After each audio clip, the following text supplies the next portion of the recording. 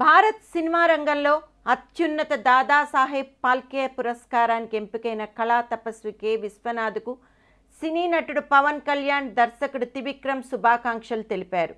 ఈ రోజు ఉదయం విశ్వనాథ్ నివాసానికి వెళ్లిన పవన్, త్రివిక్రమ్ ఆయన్ని సాలువాతో సత్కరించి అభినందనలు తెలిపారు. అనంతరం విశ్వనాథ్తో కాసేపు ముచ్చటించారు. పవన్ అన్నయ్య చిరంజీవి నిన్న విశ్వనాథ్ను ఆయన స్వగృహంలో కలిసి అభినందనలు తెలిపిన సంగతి తెలిసిందే. కళా తపస్వి కె విశ్వనాథ్ను దాదాసాహెబ్ ఫాల్కే పురస్కారం వరించడం పట్ల ప్రముఖ నటుడు చిరంజీవి సంతోషం వ్యక్తం చేశారు. మంగళవారం హైదరాబాద్లోని విశ్వనాథ్ స్వగృహానికి వెళ్లి ఆయనకు పుష్పగుచ్చం అందజేసి అభినందించారు.